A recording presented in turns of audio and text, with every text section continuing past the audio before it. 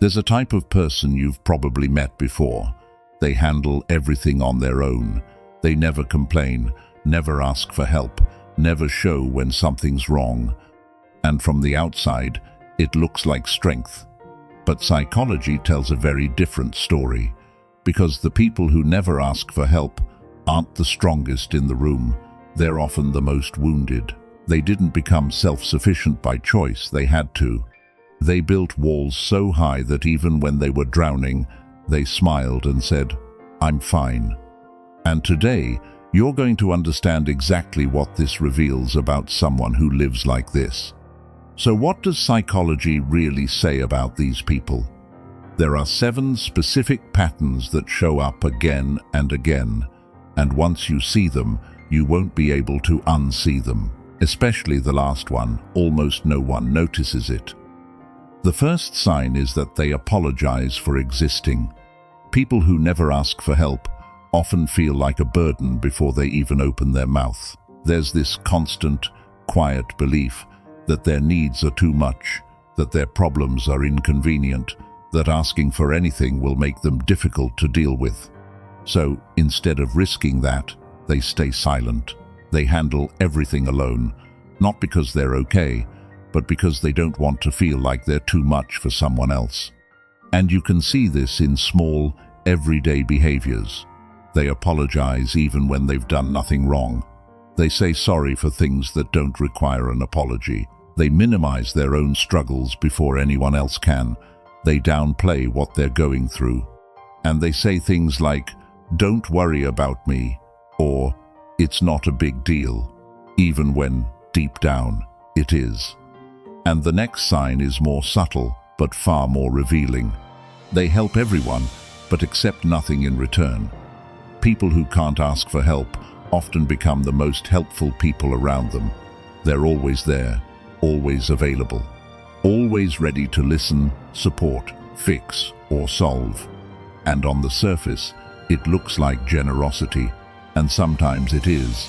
But underneath that, there's often a pattern, because if I'm the one helping, I stay in control. If I give, I don't have to receive.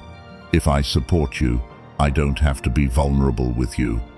It creates a dynamic that feels safe, predictable, controlled, because receiving help would mean opening up, and opening up would mean risk. And for them, vulnerability doesn't feel safe. It feels like danger. And this is where it starts to affect relationships in a way most people don't notice at first. Because the third sign is this: they disappear when things get hard. Instead of reaching out, instead of saying, "I'm not okay," instead of letting someone in, they withdraw. They go quiet. They stop replying. They cancel plans. They become unreachable. Not because they don't care, but because they were never taught that struggle is something you can share. To them, struggle is something you handle alone. Showing difficulty feels like exposing weakness. And showing weakness feels like giving someone power over them. So, they disappear. They deal with everything by themselves. And once they've managed to stabilize again, once they've fixed whatever was wrong, they come back like nothing ever happened. If this is starting to feel personal, that's not random. It means you're seeing something most people never notice. So subscribe now. Because this channel is where you'll start understanding people and yourself on a much deeper level. And the fourth sign is something that often gets mistaken for strength. They are hyper-competent in public. These people are often the most capable, reliable, and put-together individuals in any environment. And that's not a coincidence. Competence becomes their armor. Because if I always have the answers, no one will see when I don't.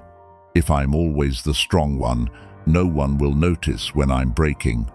If I'm always reliable, no one will expect me to struggle. And this creates a pattern where they take on more than they should.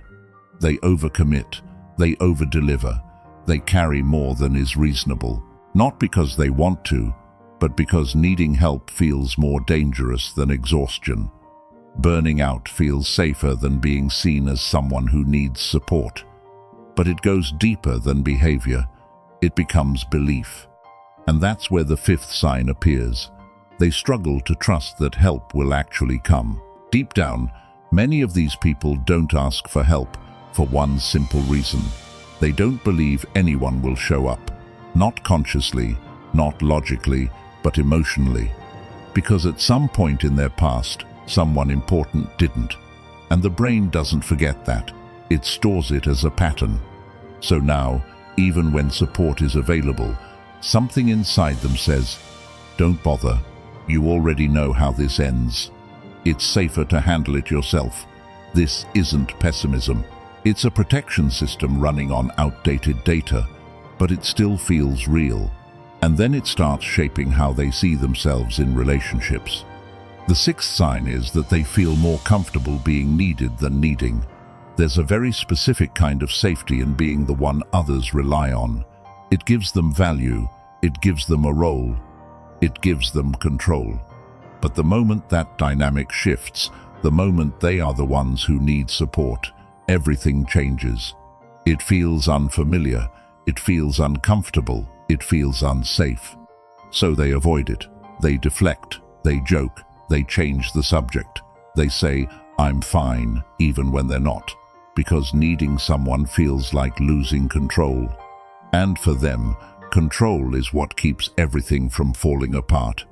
And the seventh sign is the one almost no one sees coming, because on the outside, everything still looks fine. They still function. They still perform. They still show up. But internally, something is breaking down. They are exhausted in ways they can't fully explain, because carrying everything alone has a weight. And that weight doesn't disappear.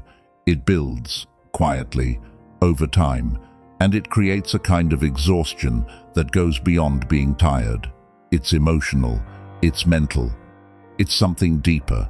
It starts to show up in their mood, in their energy, in a quiet sadness they can't quite name, because human beings are not designed to handle everything alone. We are not built to be isolated. And no matter how strong someone is, everyone has a limit. And this is what makes all of this so important to understand. These people are not cold. They are not distant because they don't care. They are not arrogant. They are not difficult. They are people who learned very early in life that the world felt safer when they didn't need anything from it. And that lesson, as painful as it was, made them strong, incredibly strong. It made them resilient. It made them capable. It made them independent. But it also left something behind. A gap. A space where connection should exist, but doesn't fully form. So the next time you see someone who handles everything alone, who never complains, never asks, never shows when they're struggling, don't just admire their strength. Look a little closer, because what looks like independence is often something much older, something learned, something shaped by experience, something deeply human. And sometimes, underneath all that strength, there is still a part of them waiting for one thing: to feel safe enough, to not have to do everything alone.